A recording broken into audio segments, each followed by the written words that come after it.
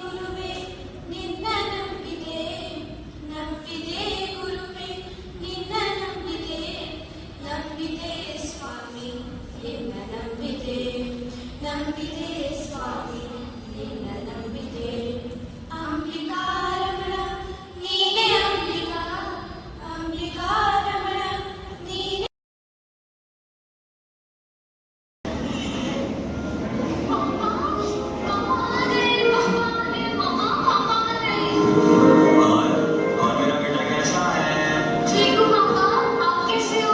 मैं भी बहुत अच्छा हूँ। और बताओ तुम कैसी हो? मैं ठीक हूँ, आप कैसे हो? बहुत अच्छा हूँ। पापा मैं भी हूँ। और बेटा सब कैसा चल रहा है? बहुत अच्छा। पापा आओ ना बैठो। हाँ बैठते हैं। और बताओ पढ़ाई लिखाई कैसी चल रही है तुम्हारी? बहुत अच्छी चल रही है।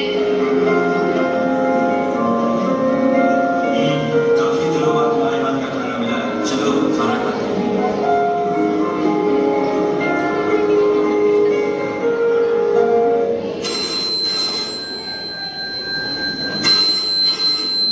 मैं देखती हूँ। नहीं, तुम रुको, मैं देखता हूँ जाकर।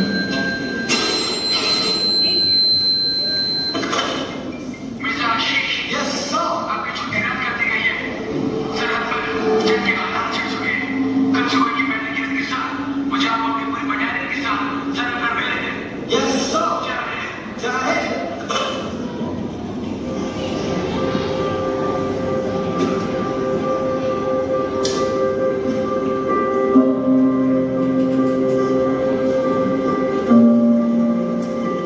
पापा क्या क्या हुआ पापा? कुछ नहीं बेटा, मुझे जाना होगा, जरूरी काम आ गया है। नहीं नहीं पापा आप नहीं जाओगे, प्लीज आप नहीं जाओगे पापा। बेटा समझा करो, जाना होगा। रुको मत जाओ। समझा करो, मुझे जाना होगा। देश के लिए कुछ करने का समय आ गया है। अपना ख्याल रखना और बेटी का अच्छे से ख्याल रखना।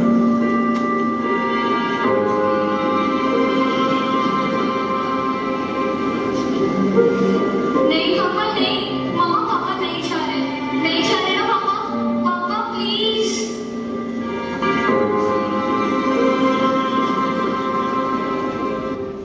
कंधों से मिलते हैं कंधे, कदमों से कदम मिलते हैं, हम चलते हैं जब ऐसे तो दिल दुश्मन के हिलते हैं। कंधों से मिलते हैं कंधे, कदमों से कदम मिलते हैं, हम चलते हैं जब ऐसे तो दिल दुश्मन के हिलते हैं।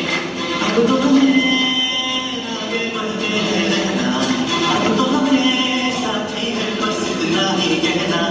अब तो हमें आगे बढ़ते हैं रहना, अब तो हमें साथी है बस।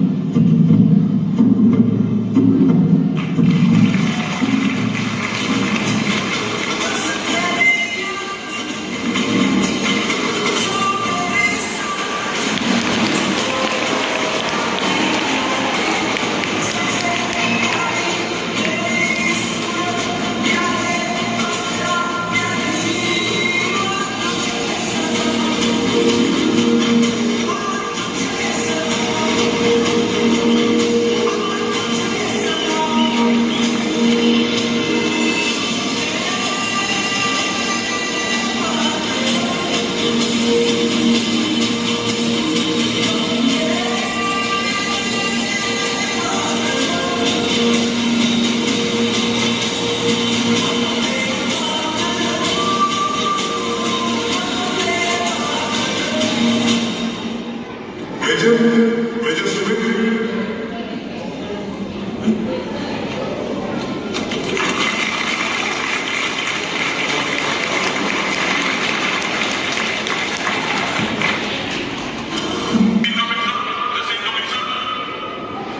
यस सर, हम जीत गए सर। हमारे सारी सिपाही शहीद हो गए, पर हमारा हिंदुस्तान जीत गया सर।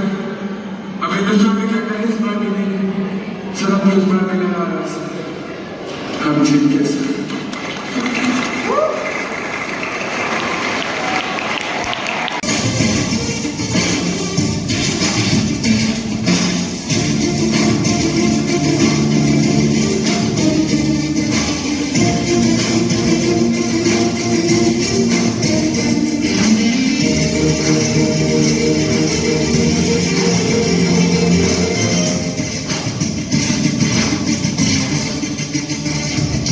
ಜನಪದದ ಕಣ್ಮನವೇ ನಿನ್ನ ತೂಗೋ ಕೊಟ್ಟಿದ್ದು ನಾವೇ, ನಿನ್ನ ನೆರಳಾಗಿ ಜೊತೆಗೆ ಇರುವೆ ಮರಸೇ ಕಣೋ.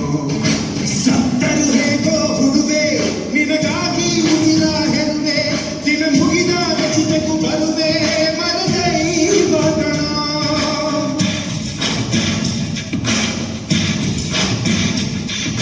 ಜನಪದದ ಕಣ್ಮನವೇ ನಿನ್ನ ತೂಗೋ ಕೊಟ್ಟಿದ್ದು ನಾವೇ, ದಿನ ನೆರಳಾಗಿ ಜೊತೆಗೆ ಇರುವೆ ಮರಸೇ ಕಣೋ. ಸತ್ತರು ಹೇಗೋ ಹುಡುವೆ ನಿನಗಾಗಿ ಉಸಿರ ಹೆರುವೆ, ದಿನ ಮುಗಿದ ರಚಿತೆಗೂ ಬರುವೆ ಮರದೈವ ಕಣೋ.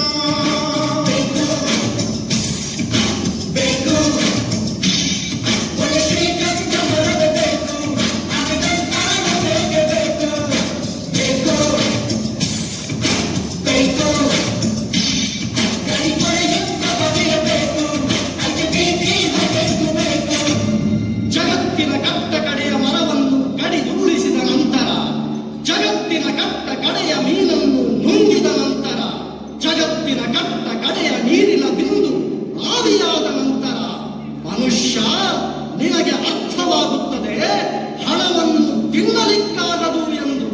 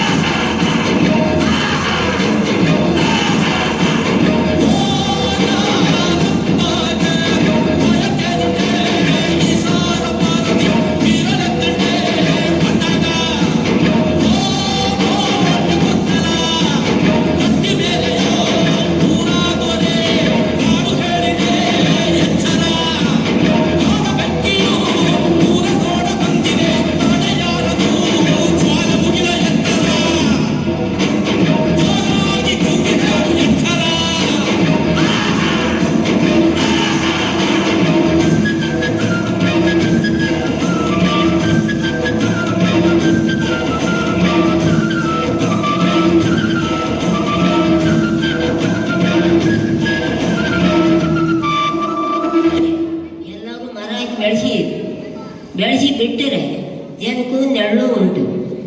ಮರದ ನೆರಳು ಗಾಳಿ ಅವಕ್ಕೆ ದೇಶಕ್ಕೆ ಮಾದರಿಯಾಗಿ ಬಾಳುವಂತ ನಾನು ಎಷ್ಟು ಮಾದರಿಯಾಗಿ ಬಾಳಿದ್ದೇನು, ಜನಗಳು ಅದೇ ಮಾದರಿಯಾಗಿ ಬಾಳಬೇಕು. ಗಿಡ ಹಾಕಬೇಕು, ಬೆಳೆಸ್ಬೇಕು, ಹಸಿರಾಗಬೇಕು. ಮರಗಳೆಲ್ಲ ಹಸಿರಾಗಿ ಬೆಳ್ಕೊಂಡ್ರೆ ಮಕ್ಕಳಿಗೂ ಇದ್ದ ಬೆಳ್ಕೊಂತದೆ, ತಾಯಿ ತಂದೆಗೂ ಇದ್ದ ಬೆಳ್ಕೊಂತದೆ, ಗುರುಗಳಿಗೂ ಇದ್ದ ಬೆಳ್ಕೊಂತದೆ.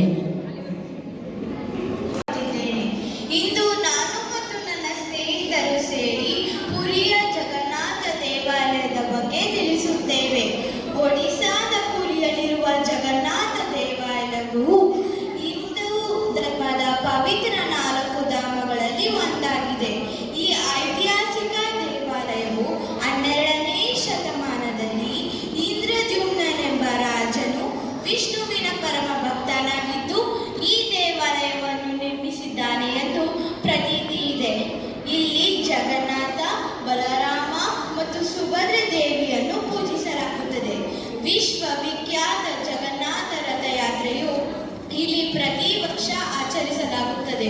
ಅದು ಆಷಾಢ ಮಾಸದ ಶುಕ್ಲ ದ್ವಿತೀಯದಂದು ಆರಂಭವಾಗುತ್ತದೆ. ವಿಶ್ವ ಪ್ರಸಿದ್ಧ ರಥಯಾತ್ರೆಯು ಇಲ್ಲಿ ಪ್ರತಿ ವರ್ಷ ನಡೆಯುತ್ತದೆ. ಅದರಲ್ಲಿ ಮಹಾಕುಂಭಮೇಳವನ್ನು ಬಿಟ್ಟರೆ ಈ ಯಾತ್ರೆಗೆಂದು ಲಕ್ಷಾಂತರ ಜನರು ಸೇರುತ್ತಾರೆ ಎಂದು ಹೇಳಲಾಗಿದೆ. ಮುಂದೆ ಮಾಹಿತಿ ತಿಳಿಸಲು ನನ್ನ ಸ್ನೇಹಿತೆ ದೀಕ್ಷಾ ಕೇಶೆಟ್ಟಿಯವರು ಬರುತ್ತಾರೆ. ಇನ್ನು ಈ ರಥಗಳ ಬಗ್ಗೆ ತಿಳಿಯಬೇಕೆಂದರೆ, ಪುರಿಯಲ್ಲಿ ಪ್ರತಿ ವರ್ಷ ಹೊಸ ರಥಗಳನ್ನು ರಥಯಾತ್ರೆಗೆಂದು ಬಹಳ ನೇಮನಿಷ್ಠೆಯಿಂದ ಶಾಸ್ತ್ರೋಕ್ತವಾಗಿ ನಿರ್ಮಿಸುತ್ತಾರೆ. ಇದನ್ನು ಅಕ್ಷಯ ತೃತೀಯ ದಿನದಿಂದ ಹಿಡಿದು ಸುಮಾರು 58 ದಿನಗಳವರೆಗೂ ಬೇವು ಮತ್ತು ಇತರ ಮರಗಳಿಂದ ತಯಾರಿಸುತ್ತಾರೆ.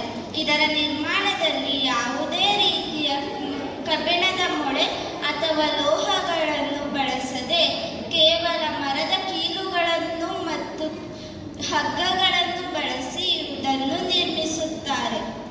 ಹಾಗೂ ಇದರಲ್ಲಿ ಯಾವುದೇ ರೀತಿಯ ಆಧುನಿಕ ಟೇಪ್ ಅಥವಾ ಇಂಜಿನಿಯರಿಂಗ್ ಉಪಕರಣಗಳನ್ನು ಬಳಸದೆ ಕೇವಲ ಸಾಂಪ್ರದಾಯಿಕ ಅಳತೆಯನ್ನು ಬಳಸುತ್ತಾರೆ.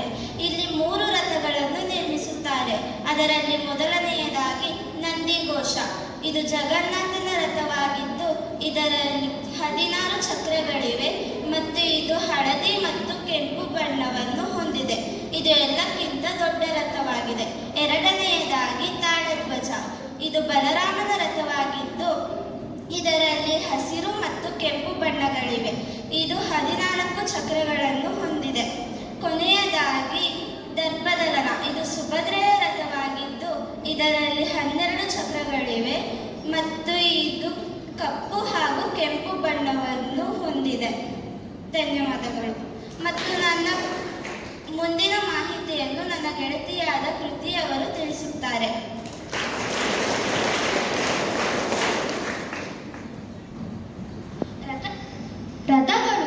ರಥಗಳು ತಯಾರಾದ ಬಳಿಕ ರಥಯಾತ್ರೆಗೂ ಮುನ್ನ ಗರ್ಭಗುಡಿಯ ಮೂಲ ಮೂರ್ತಿಗಳಾದ ಜಗನ್ನಾಥ, ಬಲರಾಮ ಮತ್ತು ಸುಭದ್ರಾ ಮೂರ್ತಿಗಳಿಗೆ 108 ಕಲಶದಿಂದ ಅಭಿಷೇಕ ಮಜ್ಜನ ನೆರವೇರಿಸಲಾಗುತ್ತದೆ. ಈ ವೇಳೆಯಲ್ಲಿ ಮೂರ್ತಿಗಳಿಗೆ ಶೀತವಾಗಿ ಜ್ವರ ಬಂದಿರುತ್ತದೆಂಬ ನಂಬಿಕೆ ಇದೆ. ಈ ವೇಳೆಯಲ್ಲಿ 15 ದಿನಗಳ ಕಾಲ ದೇವಾಲಯದ ಬಾಗಿಲನ್ನು ಮುಚ್ಚಿರುತ್ತಾರೆ.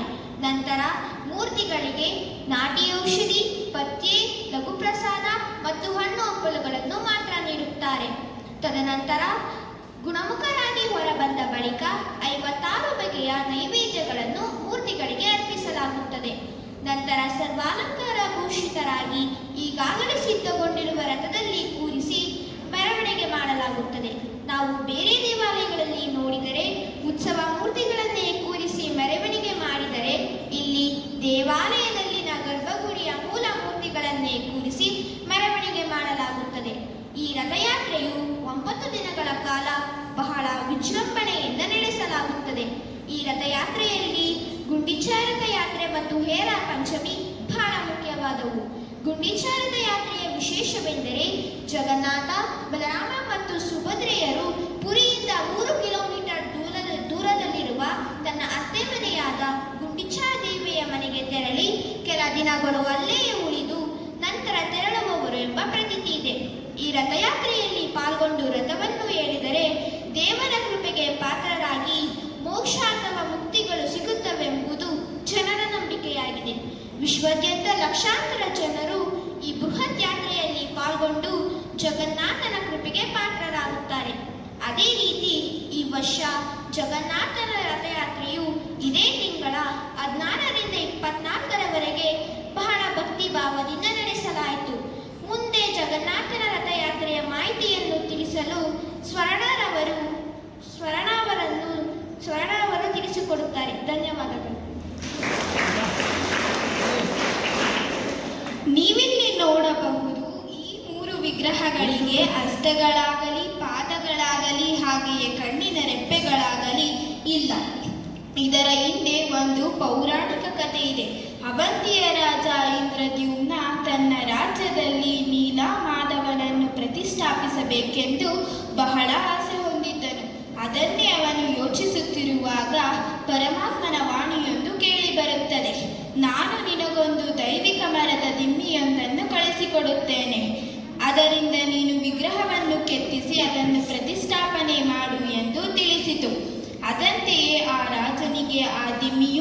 ಇತ್ತು. ಆದರೆ ಅದನ್ನು ಯಾವ ಶಿಲ್ಪಿಯಿಂದಲೂ ವಿಗ್ರಹವನ್ನು ಕೆತ್ತಲು ಸಾಧ್ಯವಾಗಲಿಲ್ಲ. ಆಗ ದೇವಶಿಲ್ಪಿ ವಿಶ್ವಕರ್ಮನು ಒಬ್ಬ ಮುದುಕನ ರೂಪದಲ್ಲಿ ಬಂದು ವಿಗ್ರಹವನ್ನು ಕೆತ್ತುವ ಜವಾಬ್ದಾರಿಯನ್ನು ವಹಿಸಿಕೊಂಡನು.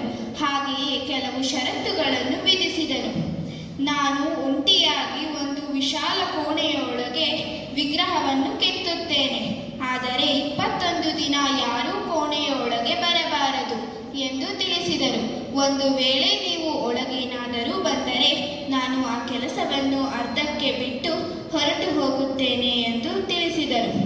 ಹಾಗೆ ಸರಿ ಎಂದು ರಾಜನು ಒಪ್ಪಿಕೊಂಡನು. ಅದೇ ರೀತಿ ಶಿಲ್ಪಿಯು ಕೋಣೆಯೊಳಗೆ ಹೋಗಿ ವಿಗ್ರಹವನ್ನು ಕೆತ್ತಲು ಪ್ರಾರಂಭಿಸಿದರು.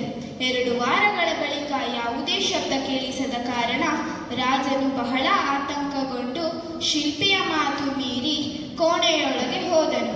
ಕೋಣೆಯ ಬಾಗಿಲು ತೆರೆಯುತ್ತಿದ್ದಂತೆ ಶಿಲ್ಪಿಯು ಅರ್ಧಂಬರ್ಧ ವಿಗ್ರಹವನ್ನು ಕೆತ್ತಿ ಮಾಯವಾಗಿದ್ದನು. ಅದನ್ನು ಕಂಡು ರಾಜನು ಬಹಳ ದುಃಖಿತನಾಗಿದ್ದಾಗ ಅವನ ಕನಸಿನಲ್ಲಿ ಪರಮಾತ್ಮನು ಬಂದು, ಇದೇ ನನ್ನ ದೈವಿಕ ಇಚ್ಛೆ, ಇದೇ ರೂಪದಲ್ಲಿ ನನ್ನನ್ನು ಪ್ರತಿಷ್ಠಾಪಿಸು ಎಂದು ತಿಳಿಸಿತು. ಇದೇ ಆ ದಂತಕಥೆ. ಮುಂದಿನ ಮಾಹಿತಿಯನ್ನು ನನ್ನ ಗೆಳೆಯನಾದ ಮೋಹಿತ್ ರವರು ತಿಳಿಸುತ್ತಾರೆ.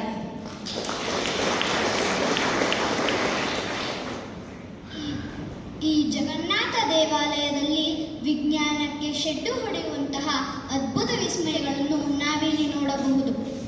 ದೇವಾಲಯದ ಗುಮ್ಮಟದ ಮೇಲೆ ಹಾರಿಸಲಾಗಿರುವ ಧ್ವಜವು ಗಾಳಿಯ ವಿರುದ್ಧ ದಿಕ್ಕಿಗೆ ಹಾರುತ್ತದೆ. ಧ್ವಜ ಬದಲಾವಣೆ 1800 ವರ್ಷಗಳಿಂದಲೂ ಇಲ್ಲಿಯವರೆಗೆ ಪ್ರತಿದಿನ 45 ಮೆಟ್ಟಿಲುಗಳನ್ನು ಹತ್ತಿ ಧ್ವಜ ಬದಲಾಯಿಸುತ್ತಾರೆ.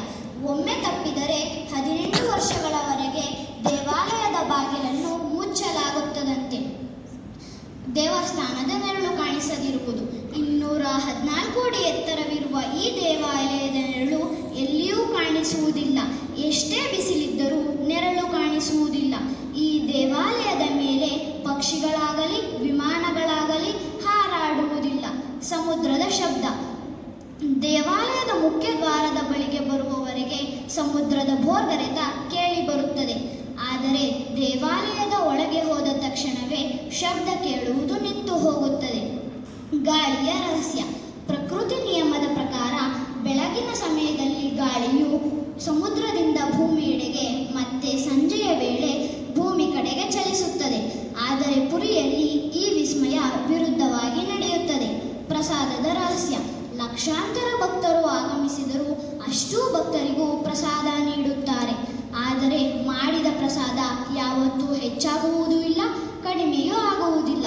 ದೇವಾಲಯದ ಬಾಗಿಲನ್ನು ಮುಚ್ಚುತ್ತಿದ್ದಂತೆ ಪ್ರಸಾದವೆಲ್ಲ ಖಾಲಿಯಾಗುತ್ತದೆ.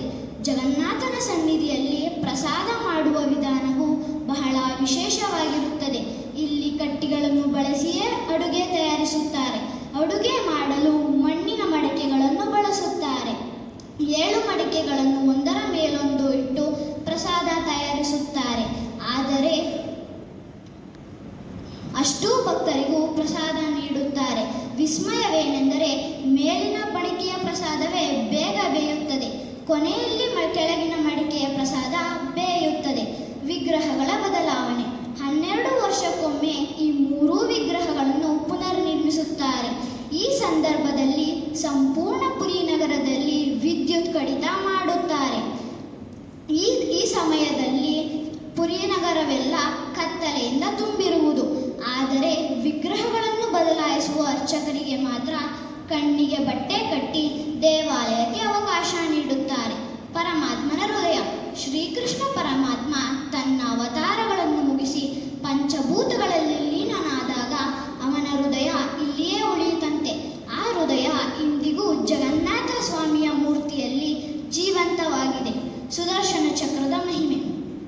ಸುದರ್ಶನ ಚಕ್ರವು 20 ಅಡಿ ಎತ್ತರ ಮತ್ತು 1 ಟನ್ ತೂಕವಿದ್ದು ಇದನ್ನು ದೇವಾಲಯದ ಮೇಲೆ ಅಳವಡಿಸಲಾಗಿದೆ. ಇದರ ವಿಶೇಷವೇನೆಂದರೆ ನಾವು ಪುರಿ ನಗರದಲ್ಲಿ ಎಲ್ಲಿಯೇ ನಿಂತು ನೋಡಿದರೂ ಇದು ನಮ್ಮ ಕಡೆ ಮುಖ ಮಾಡಿದಂತೆ ಕಾಣಿಸುತ್ತದೆ. ಸೃಷ್ಟಿಯ ಹಲವು ಘಟನೆಗಳಿಗೆ ವಿಜ್ಞಾನವು ಉತ್ತರಿಸಲು ಸಾಧ್ಯವಾಗುವುದಿಲ್ಲ. ದೈವೀ ಶಕ್ತಿಯ ಕಾರಣವೆಂದು ಹೇಳಲಾಗುತ್ತದೆಯೇ ಹೊರತು ಮತ್ತೇನೂ ಇಲ್ಲ.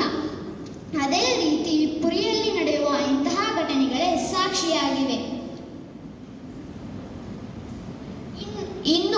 ಜಗನ್ನಾಥ ಸ್ವಾಮಿಯ ಬಗ್ಗೆ ಹೇಳುವುದು ತಿಳಿಯುವುದು ಸಾಗರದಷ್ಟಿದೆ. ನಾವು ಇಂದು ಸ್ವಾಮಿ ಜಗನ್ನಾಥನ ರಥಯಾತ್ರೆಯ ಬಗ್ಗೆ ಕಿರು ಮಾಹಿತಿಯನ್ನು ತಿಳಿಸಲು ಅವಕಾಶ ಕೊಟ್ಟ ನಿಮ್ಮೆಲ್ಲರಿಗೂ ಧನ್ಯವಾದ.